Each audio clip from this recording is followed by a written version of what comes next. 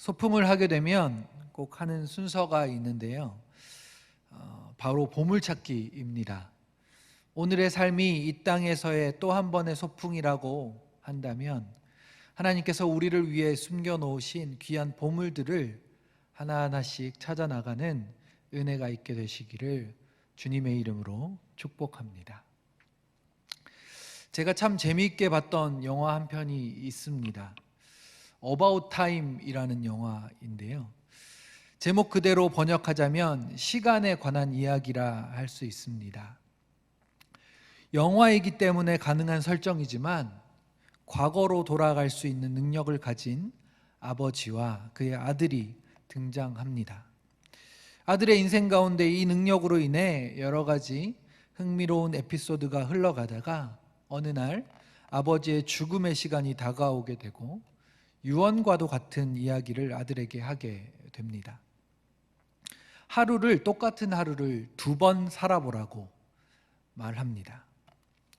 처음 오늘을 살 때에는 지금까지 살아왔던 대로 하루를 살았습니다. 그리고는 또 다시 오늘의 시작으로 돌아와 똑같은 하루를 살아갈 때는 첫 번째 오늘을 살았을 때와는 달리 2번째 오늘을 살 때에는 보지 못했던 것들을 보았으면 좋겠다라고 이야기합니다. 그래서 첫 번째 오늘을 살아가고 2번째 오늘을 살 때에 보지 못했던 것들을 보면서 그것들이 보이기 시작하는 것이었습니다. 평범한 자신의 삶 속에서 놓쳤던 사소한 행복들을 그리고 그것과 연결되어진 감사의 이야기들을 놓치며 살고 있다는 것을 알게 되었죠. 그래서 하루를 살아갈 때 어떻게 하면 똑같은 일상을 더 행복하게 감사하며 살아갈 수 있는지를 이 주인공은 깨닫게 되었습니다. 그리고 결국 이 주인공은 이제 과거로 돌아가는 능력이 없이도 행복하게 살아갈 수 있음을 깨닫고 이야기하게 되는 내용입니다. 변하지 않는 상황 속에서 변화된 그의 삶의 태도로 인해 행복을 얻게 된 것이죠. 그 삶의 태도 중 너무나 중요한 한 가지가 바로 설교를 통해서 계속해서 이야기하고 있는 감사의 태도입니다. 오늘도 그 감사에 대한 설교인데요. 설교 제목은 자족하기를 배우기입니다. 오늘의 설교도 이찬수 목사님의 감사라는 책을 따라가 보면서 작성했습니다. 이 책은 너무 귀한 책이기에 한번 꼭 사서 읽어보시면 좋겠다 생각이 들어집니다. 이 책에 따르면 존 메가도 목사님의 자족 연습이라는 책의 추천글에는 이런 내용이 실려 있다 이야기합니다. 잘못된 상황 때문에 망하는 사람은 없으나 잘못된 대응으로 망하는 사람은 많다. 곰곰이 생각해 볼 만한 이야기입니다. 잘못된 상황 때문에 망하는 사람은 없으나 잘못된 대응 때문에 망하는 사람은 많다. 오늘 본문 빌립보서에서도 이와 비슷한 맥락의 이야기가 흘러가고 있습니다. 빌립보서 4장 11절인데요. 함께 읽어보도록 하겠습니다. 시작. 내가 궁핍함으로 말하는 것이 아니니라. 어떠한 형편에든지 나는 자족하기를 배웠노니. 아멘. 앞에 이야기와 어떻게 연결 지을 수 있을까요? 궁핍이라는 상황 때문에 망하는 것이 아니라 궁핍한 상황에서 잘못 대응을 했기 때문에 망하는 것이다 라는 말입니다. 본문에서 바울의 대응은 어떠했습니까? 궁핍한 상황에서 또는 어떠한 형편에서든 애든지 나는 자족하기를 배웠다 말을 합니다. 어떠한 상황에서도 바울의 대응은 자족을 말하고 있는 것입니다. 우리가 주님 안에서 건강하고 행복한 삶을 누리기 위해서는 오늘 이 바울을 통해 배워야 할 2가지 균형 잡힌 태도가 있는데요. 그 중에 첫 번째가 바로 이 자족인 것입니다. 더 정확히 이야기하면 자족을 연습하는 것입니다. 그렇다면 먼저 자족이라는 말은 무슨 뜻인지 좀 찾아봤는데요. 교회 용어 사전에서는 이렇게 나와 있었습니다. 스스로 넉넉함을 이김, 스스로 만족하게 여김. 다시 이야기하면 지금의 상황을 있는 그대로 스스로 넉넉하게 여기고 스스로 만족하는 태도를 이야기하고 있는 것입니다.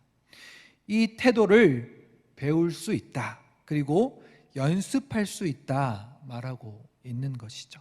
그것을 빌립보서 4장 12절을 통해서 좀 더 자세하게 말할 수 있습니다.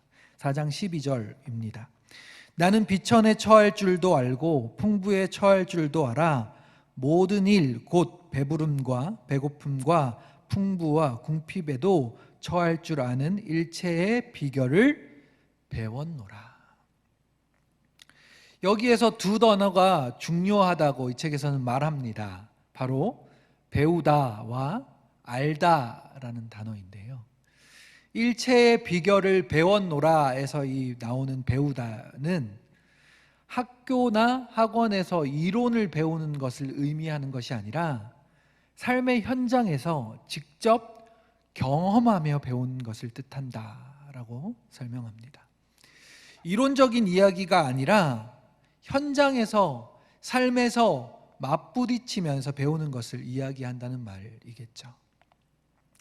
또 안다라는 말은 비천에 처할 줄도 알고 풍부에 처할 줄도 알아, 이렇게 본문에 2번 등장하는데요. 비천과 풍부 모두에서 자족하는 법을 배웠음을 강조하는 말씀이다 라고 설명합니다. 그러니까 삶에 있어서 비천에 처하거나 풍부에 처하는 것을 통해, 즉 삶의 모든 상황을 연습의 도구로 삼아서 자족을 연습하고 배우고 있다 말하고 있는 것입니다. 성도님들의 삶에 있어서 상황의 어떠함 때문에 우리의 태도가 달라지고 있지는 않습니까? 바울은 상황의 어떠함과 상관없이 그 상황을 자족을 연습하는 도구로 삼고 그렇게 자족을 계속해서 배우며 살아가고 있었던 것입니다. 오늘 본문 조금 위에 보면 이와 같은 맥락으로 흘러가는 이야기가 있는데요. 성도님들도 잘 알고 계시는 빌립보서 4장 6절 말씀입니다. 제가 읽어드리겠습니다. 아무것도 염려하지 말고 다만 모든 일에 기도와 간구로 너희 구할 것을 감사함으로 하나님께 아뢰라. 아멘. 어떤 사람이든 다가오는 상황들이 있는데 그 상황 때문에 오는 염려 그 자체를 받아들이고 염려하는 것이 아니라 오히려 그 염려를 기도의 재료로, 그리고 감사의 재료로 바꾸어 버리겠다는 이야기를 지금 이 본문에서는 하고 있는 것입니다. 아무것도 염려하지 말고 그 염려할 모든 일을 기도와 간구로 바꾸고 감사함으로 바꾸어서 하나님께 아뢰겠다라는 말인 것이죠. 염려거리를 재료로 삼아 하나님께 대화할 거리로 바꾸어 버리겠다라는 의지가 이 말씀 안에, 이 본문 안에 느껴지지 않습니까? 염려거리를 감사거리로 바꾸어 버리는 태도가 보이지 않느냐는 말입니다. 이것이 바로 자족을 배우는 비결 중에 하나였던 것입니다. 인생의 모든 일을 재료로 삼아 연습하고 또 연습하고 감사하며 또 감사하고 기도하고 또 기도하였던 것입니다. 인생의 모든 일을 자족 연습의 재료로 삼는 것이 자족을 배우는 비결이었던 것이죠. 그렇다면 어떠한 일들이 우리를 찾아올 때 우리가 그 일들을 대하는 태도가 어떠해야 하겠습니까?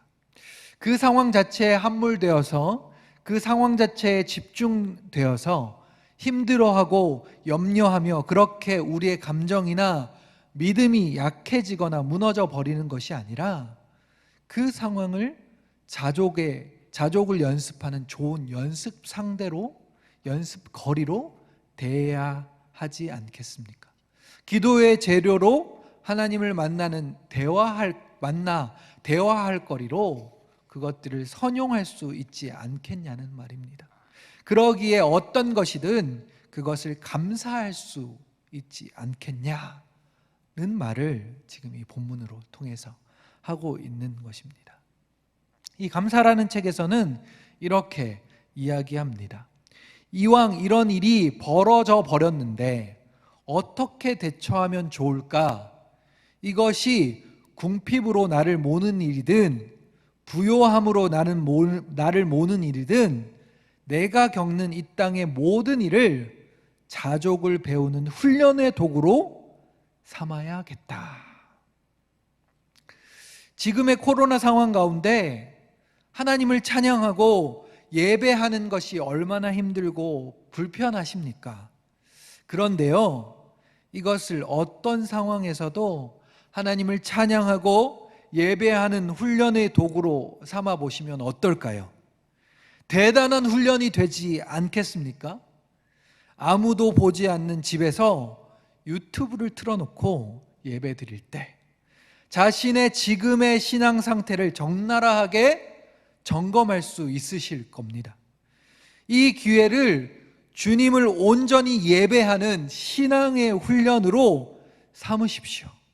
그래서 교회로 다시 나올 수 있을 때든지 아니면 단계가 올라가 집에서 영상으로 예배할 때든지 어떤 상황에서든지 내가 예배하기를 배웠노라, 또 감사하기를 배웠노라, 자족하기를 배웠노라고 고백하게 되시는 성도님들이 되시기를 주님의 이름으로 축복합니다.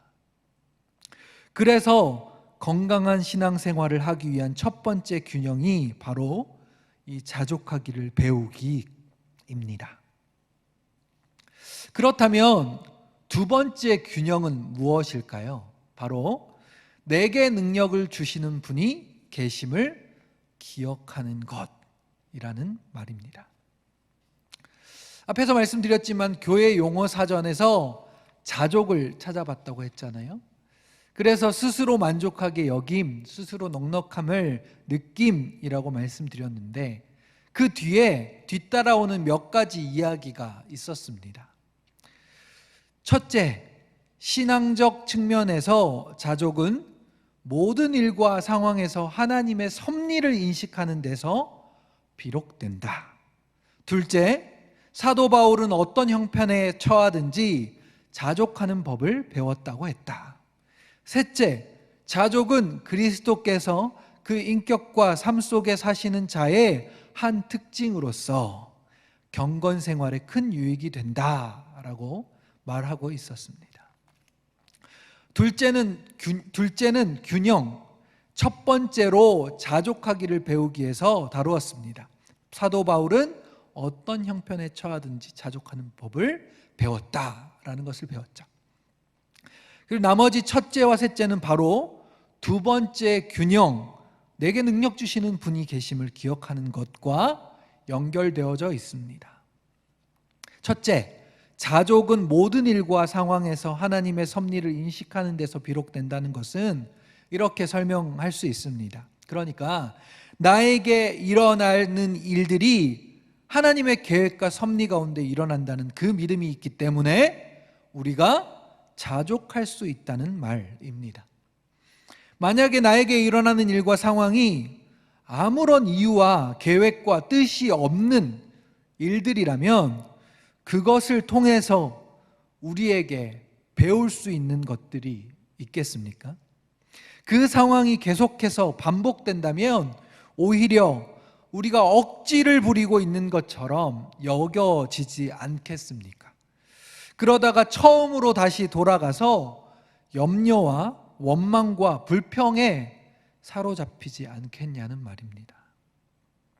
하지만 우리의 인생을 돌아볼 때 퍼즐이 하나하나씩 맞춰져 가는 것처럼 그때의 일과 상황의 뜻과 의미가 전혀 깨달아지지 않다가 갑자기 깨달아질 때가 있잖아요.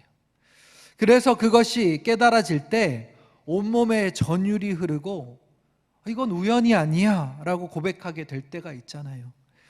어쩔 때는 너무 신기하고 또 너무 유머러스하신 하나님을 만나면서 웃음이 날 때도 있지 않으십니까? 다들 그런 경험 해보셨으리라 생각됩니다. 하나님께서 창조주이시고 세상의 주관자이시며 우리의 삶의 인도자 되심을 믿는 우리는 모든 일과 상황을 하나님의 섭리로 인식하기 때문에 사소하고 작은 일상도 감사함으로 그리고 자족함을 연습하는 재료로 여기며 기쁨으로 살아갈 수 있다는 말입니다. 셋째, 자족은 그리스도께서 그 인격과 삶 속에 사시는 자의 한 특징으로 경건 생활에 큰 유익이 된다는 것을 어떻게 설명할 수 있겠습니까? 자족이라는 것이 내 힘과 의지로 할 수 없는 것이다라는 전제를 가지고 지금 말하고 있는 건데요.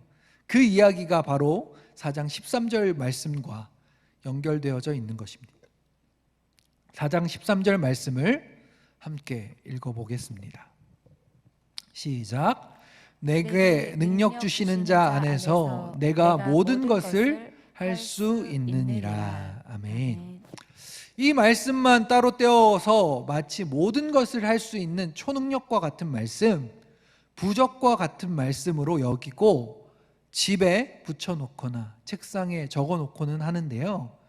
문맥상으로 봤을 때는 이 모든 것을 할 수 있다는 것은 어떤 상황에든 자족하는 능력, 그리고 견디게 하시는 능력이 있음을 말씀하고 있는 것입니다.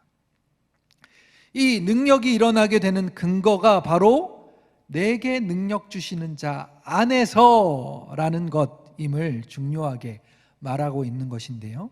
12절과 13절이 연결되어져 있는 이유가 여기에 있습니다. 제가 읽어보겠습니다.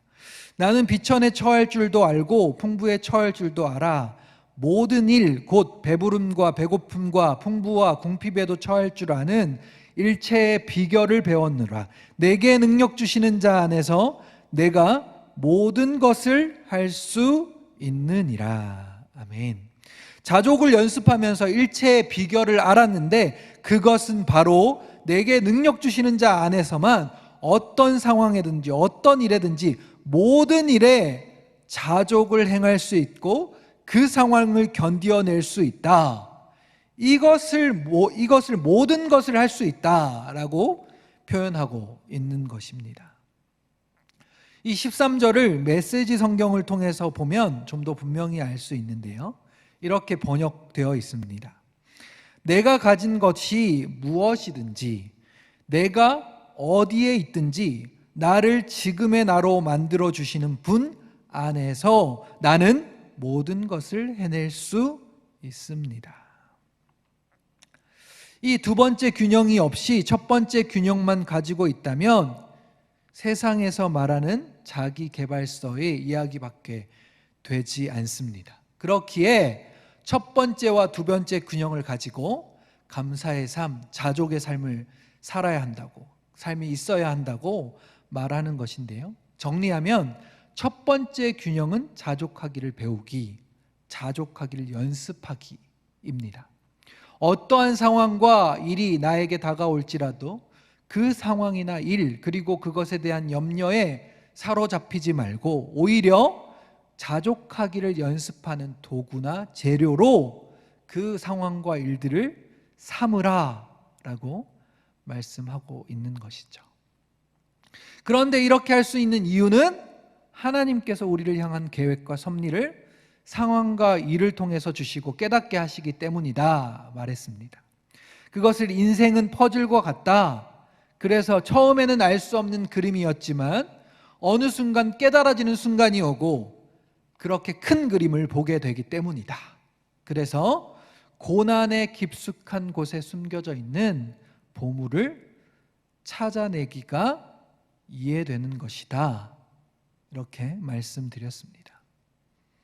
그리고 어떤 상황에 처해 있더라도 그것을 견디어내고 자족할 수 있는 이유가 바로 내게 능력 주시는 자 안에 있기 때문이다 라고 두 번째 균형을 설명드렸습니다.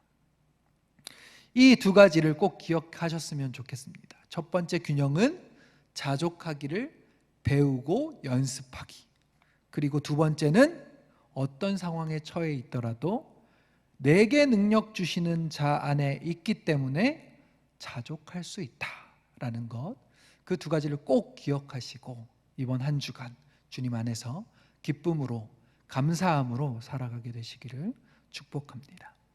우리의 하루하루가 새롭게 시작될 때마다 감사의 재료, 자족의 재료들을 보물처럼 잘 찾아내셔서 내게 능력 주시는 자와 함께 승리의 하루를 살아가게 되시는 모든 성도님들이 되시기를 주님의 이름으로 축복합니다.